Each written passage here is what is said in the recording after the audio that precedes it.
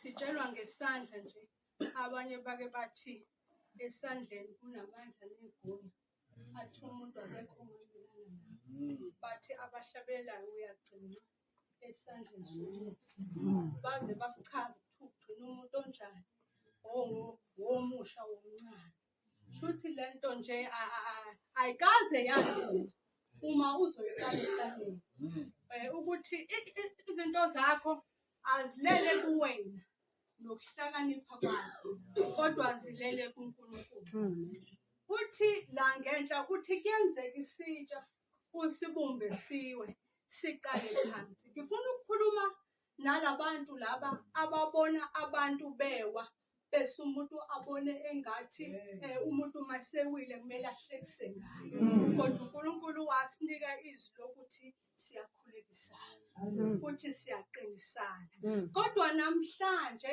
uthi umbhalo siyaqalwa phansi okusho ukuthi noma ngabe usenkingeni engakanani ake silingise uMoses ithi iBhayibheli uMoses uthe ezalwa kukhona la khona kahambe khona ugcine sekubulala umuntu kodwa uNkulunkulu akazange azamlahle ngoba simbona uNkulunkulu emnika umsebenzi wokuthi ayokhipha abantwana baka-Israyeli eGibhithe angithi niyamkhumbula noPaul ithi iBhayibheli uPaul naye ubekuleyo ndawo leyo yokuhlasela amakholwa ngoba amakholwa ayahlaseleka futhi ahlaseleka ngezinto ezincane ezingasho lutho ubona ikholwa lihleka kodwa uyabona ukuthi akuhambi kahle ngoba khona umuntu uNkulunkulu asemphile ongaphezu kwakhe lithi iBhayibheli uPaul ubehlasela amakholwa ewabulala kodwa uNkulunkulu akambonanga njengomuntu oyisehluleki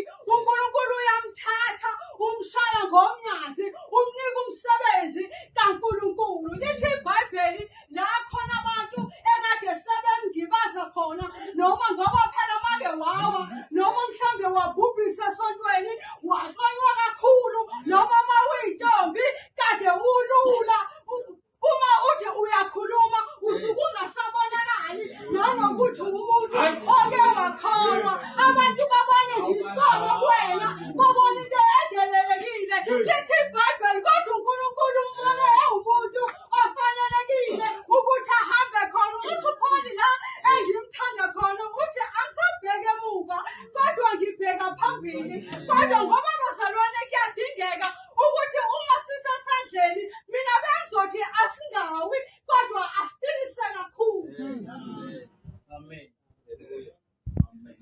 angeke uhambe noNkulunkulu uhamba nje wena nje uwena ungenayo uNkulunkulu futhi mawusonta angeke uhambe indlela kaNkulunkulu indlela kaNkulunkulu ifuna abantu abakholwayo yes ngoba kuyahlupha nalokho ukuthi abantu bazi ukuthi mawusesontweni nje sekuphelele konke kanti umuntu nje usuke khona nje nanokuthi bafethu siyadingana uma mhlambe kukhona odlulile mhlambe emndenini wethu kanti uNkulunkulu akekho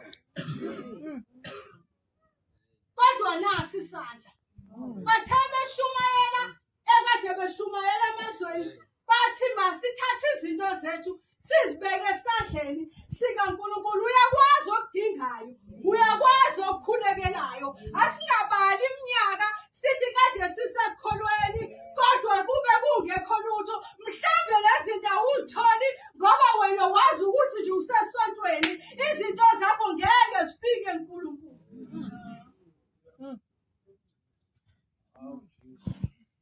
uthi umbhalo kaNkulunkulu athi izinto athi inkosi ngicela ukuthi mangiwa ngingaweli esandleni somuntu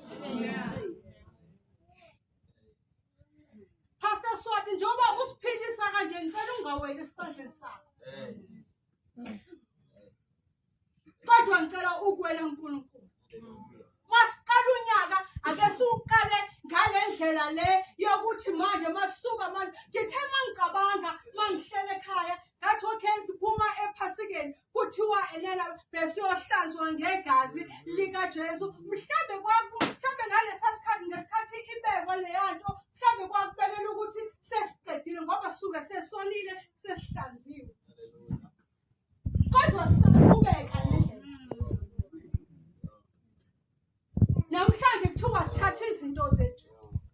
sibeke esandleni sikaNkulunkulu. Amen. Umthandazo bafethu. Asibeki ngokuthi sikhonzaphi, asibeki ngokuthi lokuze emakithi mhlambe kulo bishop nabefundisa kusebenzi lo, kodwa into kaNkulunkulu idinga wena. Idinga wena nomkhuleko wakho. Futhi angeke uhambe umkhuleko mawungekho.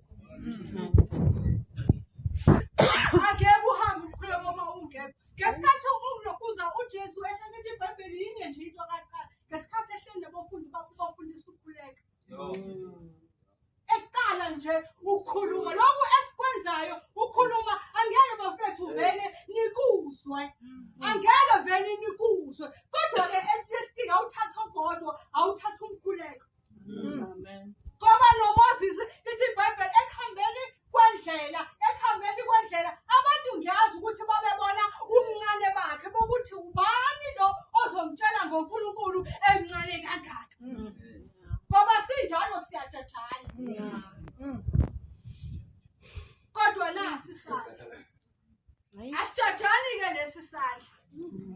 Asijajani lesi bawuthatha izinto zakho uzibeka uNkulunkulu. Uyakwazi la khona owiki khona. Uyabona la khona uNkulunkulu akusahambi kahle. Nanokuthi izinto zakho asahambi kahle.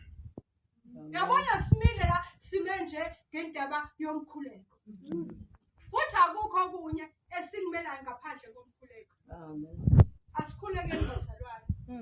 Asikhulekeni bazalwane. Singabhekelani futhi singajajani ukuthi omunye akenzi kahle angimhle, kodwa namhlanje ake sizifundiseni ukuthi izinto zethu zibe kwaNkulunkulu. Ukhona umuntu owayo avuke aqale futhi impilo. Amen.